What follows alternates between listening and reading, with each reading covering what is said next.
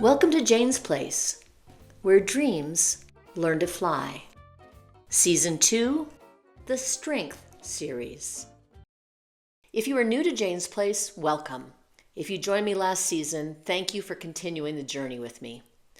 For those of you watching this podcast, you see a picture of me from the summer of 1995. I was just promoted to division president at Frito-Lay, the highest ranking woman at Frito, and the first woman in a president role.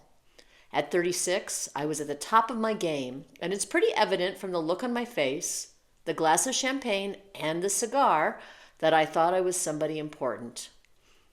And maybe I was. But within 6 months, there would be a reorganization at Frito, and my position would go away. I would move into a role that was clearly a demotion, and within 2 years, I would leave the company. From hero to zero. From my vantage point today, the story of why I got demoted is not very insightful. What is insightful is that I did not have the tools to deal with this failure. I didn't realize that it was just one of many bumps in the road that I would have in both my professional and personal life in the years that have followed. I didn't realize that this was just part of my journey where failure and success are two sides of the same coin. I didn't realize that I would be a better leader and stronger person on the other side of this. Honestly, it hurt like hell and shook my confidence. So in season 2, I talk about passion again, and I ask most of my guests about resiliency and how they manage during tough times. Because it is not if we will have failure, it is just when. And when the win comes, and it will, do we have the tools to learn and grow from it? Thanks for joining me for the Strength Series. And spoiler alert, 30 years later, failure still sucks. In this very special edition of Jane's Place, I had the opportunity to chat with Carlotta Mast and Kate LaBrosse on their new venture called The Fifth Field.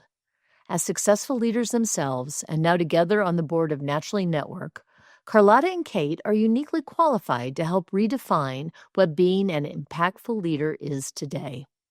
Please watch or listen to this podcast and learn firsthand from them about their compelling approach. They are also launching the Fifth Field Leadership Lab, which they describe as a 6-month experience that helps you show up from your strongest, clearest, most grounded self, no matter what you're carrying. Go to thefifthfield.co to learn more. And who can't benefit from a new approach in these chaotic times? All right, Carlotta and Kate, I'm so excited to talk to you today about the new business that you're launching. And there's so much that I want to learn about it, and I want to ask you a ton of questions, and I just know my listeners are going to want to know more about you personally and what your journey has been and how you got here. So let's start with, what is the Fifth Field? Yeah, you want to start? Well, I thought maybe for you to talk about, we were talking this morning about the Fifth Field, and we can talk about where the name came from, but maybe back it up a little bit and talk about why we're doing it and this idea that we really want to create a new model for leadership, and how organizations actually operate. So not trying to fix current leadership, but create space and tools and training for a new kind of leadership that really meets the moment that we're finding ourselves in today. Yeah. So we think, when we look around the world, in whether it is, business world, political world, environmental world, whatever it is, systems are breaking down. The old way of doing things isn't really working that well anymore. And so we want to think about, what does it look like for us to actually step out of this model and step into something else, and really think about this new paradigm, this new opportunity, where we can come together, connect, where we can lead in different ways, where power can be embodied in ways that actually feel generative and supportive to the people that we're with, instead of extractive. And so it feels like there is this new space, this new paradigm, this new energy that we can really step into. So did you have like an aha moment where you're like, yeah, this isn't working anymore? Like was there sort of a moment where the two of you, either individually or together, you just said, there's something broken here and we think we can shift this paradigm? I don't think it really came from that, but I think that we each have our own experiences of doing that in our own professional lives. Carlotta has her experience and I have mine. And I have always, in every role I've ever had, I have always asked, like, what's a better way to do this? What's a new way to do this? What's being asked for in this moment? And I can't tell you in how many roles I have been told, that's not the way we do it. That's not how we do things. Right. And I'm like, well, but why? And so there's something here. So I think I've operated in that way. I think you've probably operated in that way. And for us, like, this actually came together.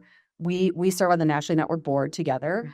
And I kind of felt like some things were shifting for Carlotta, and she was talking, not super publicly, but there were just some things happening, and I just felt something inside of me that I think there's something here. I don't know what it is, and I reached out to her and I said, "Do you want to talk about maybe building something or doing something together?"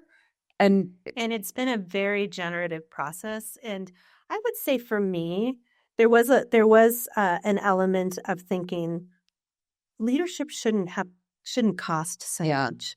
Because as I was leading through the pandemic and through some very intense times that, what we're finding, they're not ending, shifting. And exactly.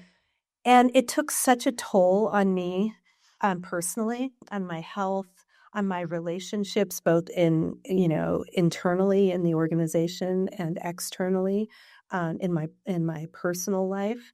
And I realized, because I had experienced times when it didn't cost so much, like it actually felt generative. I felt like it was giving me energy.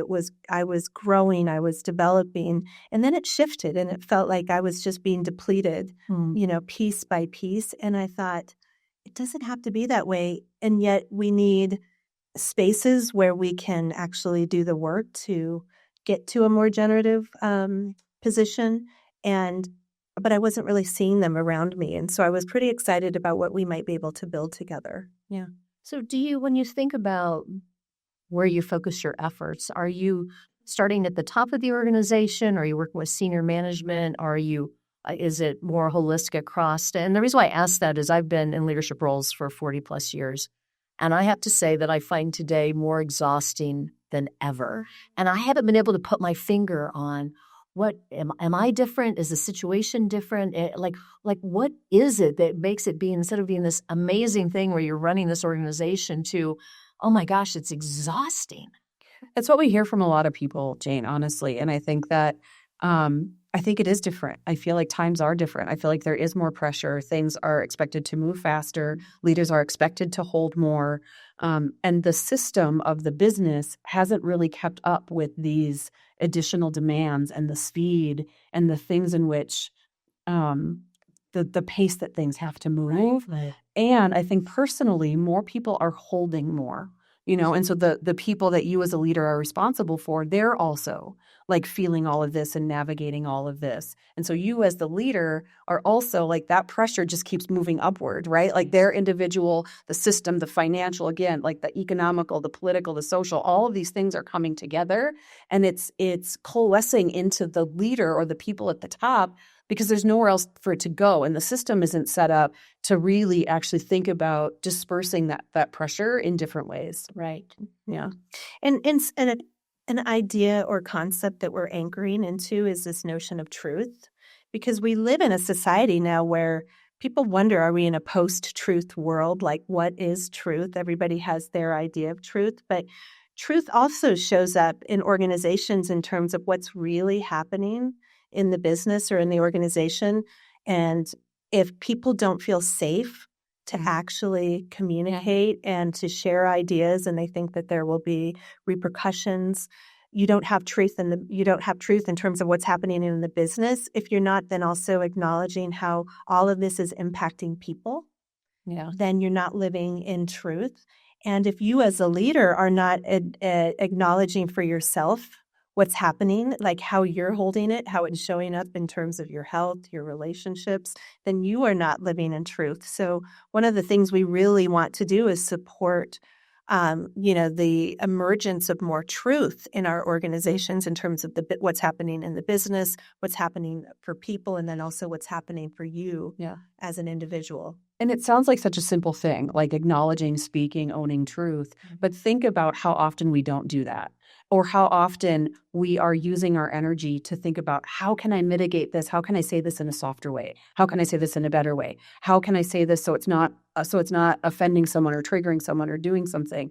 Or how can I say this to be protective of the system, or be protective of this, or be protective of that, or be protective of myself, versus just showing up with someone and saying the thing that needs to be said, because it's in a space where it's safe, because it's in a space where that's acknowledged, and it's in a space where then we can have a conversation around it.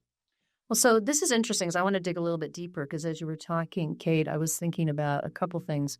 One was how you get the trust of someone to get to the truth. Yeah. Because if both people are not there, that is correct. You just can't make that work. Yeah. And the other is how organizations are really set up to not share everything. And that's right. There's not this transparency because, not everybody can take the truth actually, or are prepared to kind of deal with it. So as you think about your approach when you're working with a company, how do you start to get at the trust piece of it, which seems like that has to be part of a precursor to the truth? Yeah, I'll start, and I know you have some things to say here. We think a lot about the inner operating system of the people inside the business first, right? And so when we can kind of start with that piece of it, and do some of that trauma-informed leadership work, interpersonal development work, that creates the space for them people to show up a little bit differently, which can then impact the system at large. And I would say another piece of it is really looking at power dynamics. Yes. Because trust in a power over system where there's a lot of hierarchy, there is a feeling that power is coming down upon me. That's a hard place to build trust. Mm-hmm. In a system that's really built around power with, like, how are we sharing power? And everyone will have different kinds of power, but it's really in a more shared capacity. That feels to me where a lot of trust can be built. And I experienced that deeply at New Hope. With my direct leadership team. Yeah. And even as I was coming up into leadership, I felt like there was such a power with dynamic that just empowered me to have a voice and to contribute in a way that would make a difference and be then recognized for that. And so we look a lot at the power structure as well. Yeah. Well, the whole concept of power is really interesting, and sort of how people look at it in different ways. If you're the person in power, you have a very different view of it. If you're the recipient of power. So maybe let's talk a little bit about, if you were to come into, I run a company called Rudy's Bakery, and it's a national bread business, 50-year anniversary this year. Yeah. We've had a very difficult time. I sold the business in 2014 when it was a leader in the industry, kind of went by the wayside, and we've really been struggling to bring it back. And I feel like, I don't know if you remember Mary Poppins. I think you and I've talked about this before. She had this big travel bag that had all their stuff in it, and you would just reach in there, you pull out whatever you need. And I feel like I pulled out everything that I know how to pull out of there, and I can't pull anything else out. Yeah. And I've been doing this for a really long time. So with that as background, if you were to come into Rudy's to sort of say, hey, we want to understand how we can transform our leadership and my leadership, perhaps, and my leadership team, like what's your approach? I think one of the first places we would start, so we have a model that we like to use, and the place that we like to start is understanding what is the current truth that we're living in. So from your perspective, from the team's perspective, right, even from the consumer's perspective, like, how do they experience the brand? What are the real challenges? Where are the real gaps? So we come in, and there's really sort of a assessment that is done in that process. From there, we allow those truths that surface to help inform a new vision. And I think it's interesting with a company that's, coming up on its 50th anniversary, like, in a lot of ways it could be looked at like, well, Rudy's achieved its vision, right? Like, it did the thing.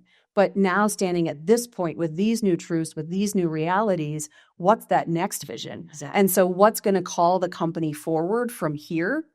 And it's not going to be the things that got it to this point. It's going to be something different. And so it's really actually then creating the space to get clear on what that next vision is and then letting the strategy come from that.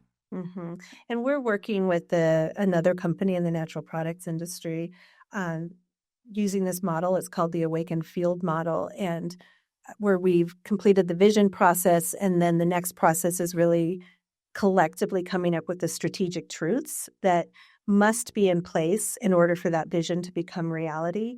And then from there, it's really then working on what resources and structures are needed to actually support those strategic truths. And so it's a whole process that then can get you back to being able to then look at what you've built and be able to then start adjusting from there. That's right.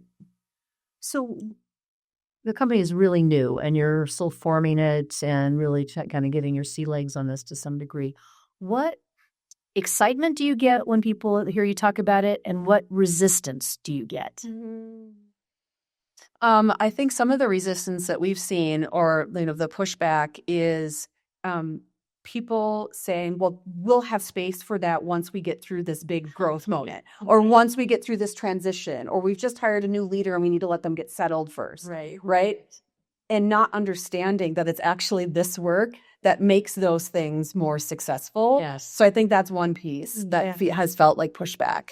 And where we get excitement is just being able to create a space where these topics come up, and there's actually a safe container to explore them without fearing, repercussions, and seeing what could transpire once somebody has more of that leadership development. That has felt where there's a lot of excitement. I think the other couple places are really addressing the human first, the humans inside of the business, the human interacting with each other, in the space where things are moving faster, where there is more pressure, where AI is doing so much, actually coming back to the human needs, the human connection, and knowing that it's us as the humans building these things together. What I love where you're going with that, because I think one of the things that I'm seeing right now is that so much of our lives are coming into our work more than ever before. Because back when I started my career, again, most of the men were working and the women were at home taking care of the kids, and I think if you think about the pressures that families have now, and so many of the young people, I said young people that work with me have kids, and in some cases they're taking care of their parents now too. That's right. And then they're trying to do this job in this high pressure, and then the economy is so scary. Yeah. So there's all of these things that get us away from being humans. That's right. If we can figure out, I think, how we tap into that more and recognize that we're all just individuals, but how do you get that kind of that soup to mix together, yes, to some degree. Yeah. And I think that, with the rise of some of these tools and platforms that, have also given us a lot, but they have also taken, from us. And the space around us actually coming back together in community to truly build together, to truly support each other and show up in that way. We were talking about this earlier that, there's a legacy in our culture of like sort of this rugged individualism and this, trailblazer doing the thing, and you're working hard and you're just kind of focused on moving forward. And I think we're actually really being called back to more of a ancestral sort of building in community and really showing up as humans first. I could not agree more. I actually think that the biggest thing, and I think that you are really tapping into in the business role, is that we're going to rebel against all of the technology. We have to use it. It's in our lives. Okay, this is it's not going anywhere. It's not going anywhere. But I think the counterbalance to that is that people are going to be more wanting to be with people. Yes. That this feeling of literally even touching. That's right. There's a sense that there's this tactile, like we really are doing all of the world's moving forward with technology and it's all moving fast. But how do we slow down? That's right. And put our phones away and connect with each other as humans. So I think that's a really, really big deal. Well, and another part of that is also thinking about how can work truly become generative again, where we're finding that it is growing us, it's energizing us versus depleting us. And you've probably seen the research that shows Gen Z is not really interested in middle management. Right. They don't want their boss's job because they see Right. how hard, like they see the impact on the person. Yes. And it's like, that's not for me. And yet it doesn't have to be that way. Like we can flourish as humans in our work. And if we can help to support the conditions for that more, I think that's how we're going to get people excited again about being in leadership, being in management, because right now it looks like it's not that great. Yeah. Well, I think as a leader, what you want is not for people to show up and go, "Is it 5 o'clock yet?" Or Right. it's like, "I can't wait till for the weekend," as opposed like I am like doing work that's super exciting with people that I really love to be with. I mean, that's the dream. Yeah. But I know as a leader myself, I create the environment a lot. Like we're moving so fast and we're not, we have budget constraints. I feel like all the 8 million reasons we should wait to use this program later that you kind of deal with. So what would be an outcome for a company then? Like, so when you go through the process and you worked with, all the excuses aside, you've gotten with the team, you've really gone through your process. What would you look for on the other side? Like as you're saying to, hey, Jane, the reason why you need to bring the fifth field into Rudy's is because of this. Because at the end of the day, we're still running a business for sure. And that's a bit, I think, of the challenge, which is, the soft skill stuff. If you've been around for a long time, it pays for itself, but it's a lot of times hard to justify to your board or to get your senior team together. So I know all that, but I just want to kind of say, like, what would be the Well, I think it starts with, the leadership. It starts with the leader and the leadership team, and really the leader's capacity to lead through all of this complexity sets the ceiling for success for the business. Like that and you would likely know that. That you are the one setting the ceiling for the business. And so I think that's part of it, is really helping people understand that correlation between inner leadership and your ability to manage in these very complex times and what the organization is ultimately going to be capable of. Yeah, right. And I would add that, think about a world where people do feel energized by their work. Mm-hmm. They feel connected to their team. They feel safe speaking up. And so the way that starts to show up in real world terms is people will name potential problems faster. They'll help you spot things sooner, or they'll see potentials for the company that someone else might not be seeing, and they feel, excited to bring that forward. It can show up like, instead of a whole bunch of little side conversations that can really stall the work or sidetrack the work, people are really moving together. And so that there isn't some of those things happening. And so people are moving together towards that same goal. So it's faster, easier, it flows better. Well, another thing that you're saying there, Kate, that really maybe is underlying some of the discussion is, how do you also get that responsibility, not just for the leader, that's right, for everybody else? So that being engaged, that being excited. A lot of times I feel as a leader that everybody's looking to me to provide the tone, to do everything, that I've got all the answers. And it's like, could somebody else please come up with an idea? And so how do you kind of get that as sort of that responsibility and the ownership? That's right. Part of you being excited about the job is you being engaged in the job. Yeah. I think it starts with engagement and feeling trusted and valued. And so one of the things we help do is facilitate moments that matter for a company. Maybe that's a strategy meeting. Maybe that's a team building offsite.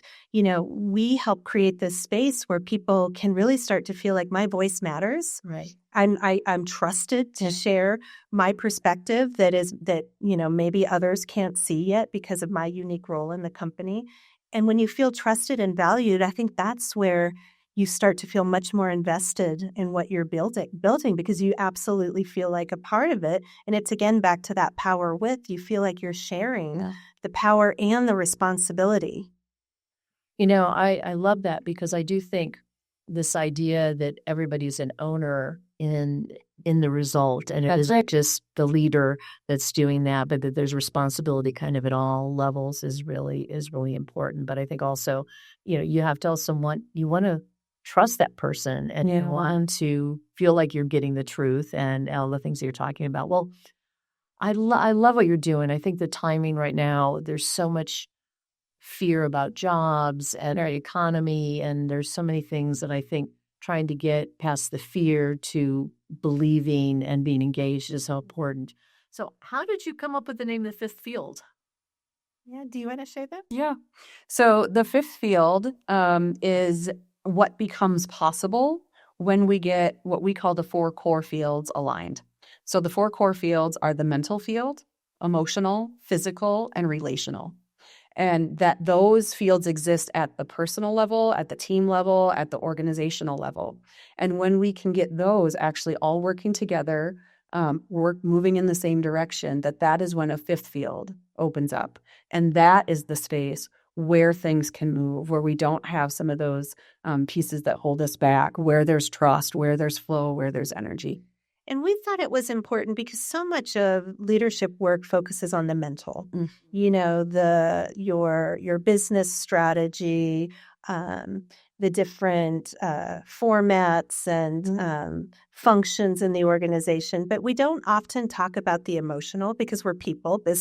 Business and organizations are made up of people. So like creating space for like the real human moments and how those show up, but also then physically, like how the pace at which we're working, how we're carrying the stress and the pressure in our bodies, how that then impacts our health. Right. And so, in all of the things that we do, we incorporate breath work and meditation and grounding. The relational field, we're doing it a lot of times in community. We have a new leadership lab that we've launched that is a cohort of leaders from different organizations.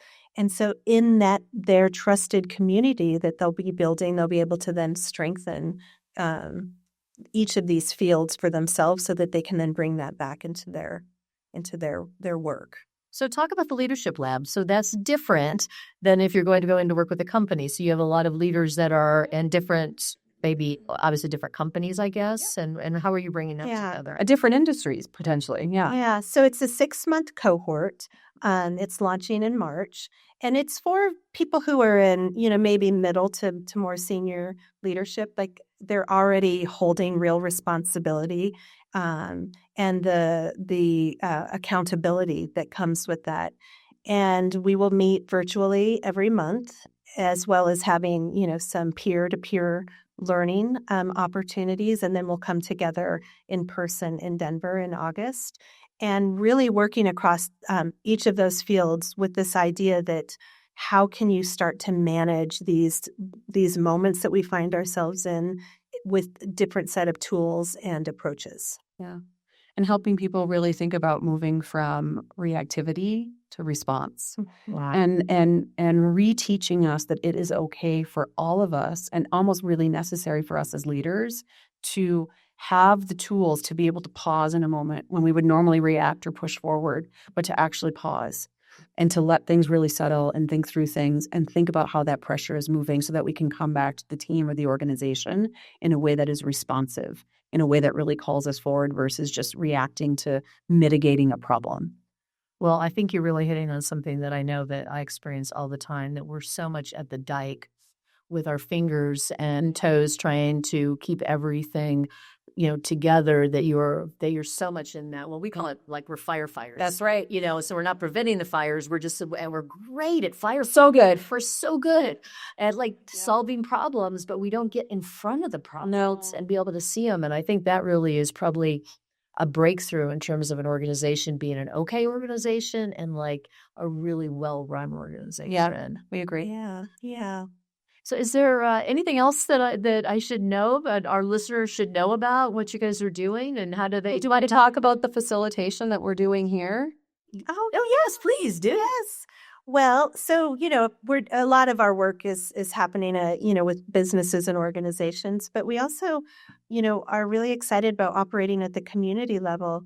and bringing a community together in different ways. And so we're hosting with you a Jeffersonian dinner that is all about helping us think about the building the futures that we want to see and the types of futures we could fall in love with. And, creating new relational connections, and nothing more than giving us the invitation to truly be in a forward-looking, imaginative space together to think about what kind of future could we build? Yeah. I love that. I think one of the things that I reflected on a lot recently is that we really are only limited by our imagination. Yes. And that we need to be able to dream more. And I think what you're doing in terms of providing this opportunity for people to talk about the future and what they want it to be. Yeah. And not just, again, going from reactive, like how do we deal with what's happening in Minneapolis? Yeah. To instead, let's imagine this world that we want to live in, we want our kids to grow up in. That's right. And how does that feel, and how does it look like? And everybody has a vision for like what they want their world to be. It's just we don't ever take the time to talk about it. Exactly. So that kind of community facilitation is something we're also really excited about. And I would say, we put out a lot of content through LinkedIn and Instagram on The Fifth Field. So follow us at The Fifth Field on LinkedIn, and you'll be able to start to connect with more of these ideas. And we're putting out tools every week that can be these little mini field practices that help you find that ability to pause and use your breath as the powerful tool that it is. And so that might be a great way for people to, just stay in touch with what we're doing. Yep. Well, I love it. Well, thank you for joining me in Jane's Place today.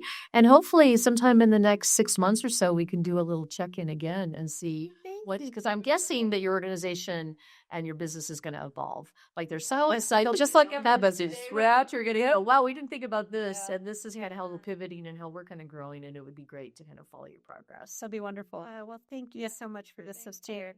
I love the idea of not trying to fix a model, but redefining the leadership paradigm. Sharing truth, feeling safe, building trust. To me, these are indeed pillars of strong business and personal relationships. They are easy to identify, yet really difficult to navigate on our own.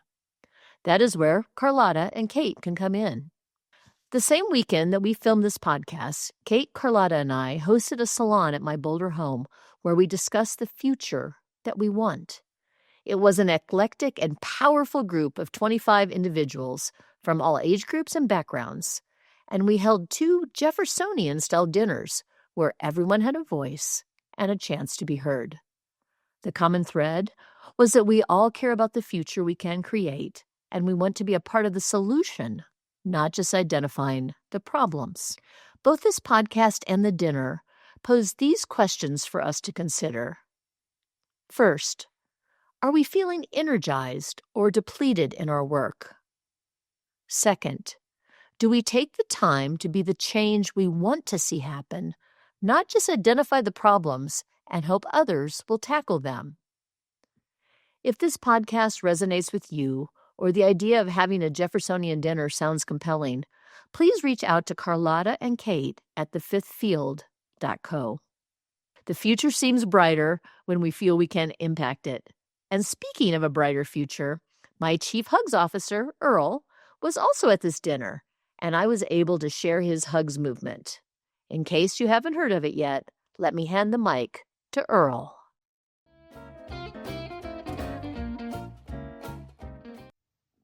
Hey, Earl here, Chief Hugs Officer at Jane's Place. After joining almost every episode, I discovered my passion, and that passion is giving hugs. Hugs, hugs. I also learned something pretty important along the way too. When things feel hard or uncertain, and sometimes even when life is exciting, words aren't always enough. But showing up for someone is. And by adding a hug, you say, I care. So I've started a hugs movement to kick off 2026. I just know the world can be a better place if we are generous with our hugs. But since I can't be everywhere, I've created Earl's Happy Hug Box. It's a special gift box curated by me, and inside there's a comfy, life-size plush that looks just like me. I call him Earl Jr. Plus a few other fun things are included too. Now, if someone came to mind while you were listening or watching today, this might be for them. Or might even be what you could use right now. You can learn more at janesplace.com/Earl. But for now, I'll leave you with one of my Earls of Wisdom. Show up, hug often. Special thanks to my amazing producer, Aditi Joshi, for her partnership in creating Jane's Place and all her hard work behind the scenes to make Jane's Place so special. I am also grateful that my Chief Hugs Officer, Sir Earl Grey, has a real voice thanks to my good friend, Jake Dawson.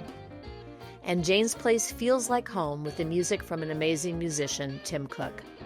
Tim gave us permission to use the Subdued song, Them Figs, as our upbeat theme music. Tune into the next episode of Jane's Place, where dreams learn to fly.